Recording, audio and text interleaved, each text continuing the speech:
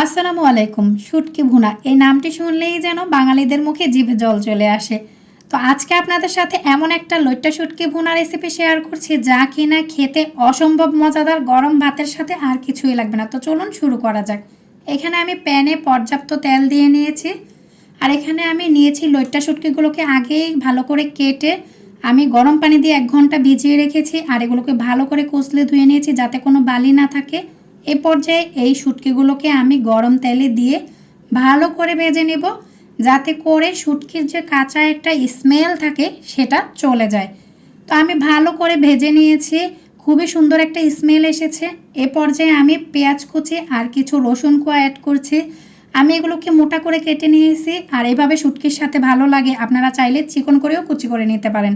তো এখন পেঁয়াজটাকেও আমি ভালো করে শুটকির সাথে ভেজে নিয়েছি, আর এখন হলুদ, মরিচ, লবণ আর ধনিয়ার গুঁড়া দিয়েছি, আদার পেস্ট আর পেঁয়াজ রসুন পেস্ট দিয়ে ভালো করে আরেকটু ভেজে নেব।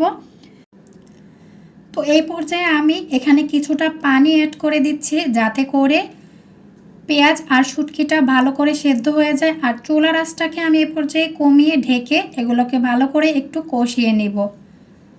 তো আমি এভাবে নেড়ে চেড়ে বেশ কিছুক্ষণ একটু কষিয়ে নিয়েছি। দেখতেই পাচ্ছেন ঝোলটাও কিন্তু শুকিয়ে গিয়েছে। আর এখন একটু ভাজা জিরের গুঁড়া আর কিছুটা কাঁচামরিচ দিয়ে দিচ্ছি। দিয়ে এখন আমি আবারও একটু নেড়ে চেড়ে নিচ্ছি। আর চাইলে আপনারা কিন্তু এ পর্যায়ে পানি অ্যাড করতে পারেন যারা একটু ঝোল ঝোল পছন্দ করেন। আর আমি এখানে সামান্য পানি অ্যাড করেছি। আর এভাবে শুকনো শুকনো শুটকির ভুনাটাই কিন্তু অনেক বেশি ভালো লাগে। তো এই তো আমাদের এইটা কিন্তু একদমই তৈরি। তো আপনারা অবশ্যই একবার হলেও ট্রাই করবেন, আর অবশ্যই আমাকে জানাতে কিন্তু ভুলবেন না। সবাই ভালো থাকবেন। আল্লাহ হাফেজ।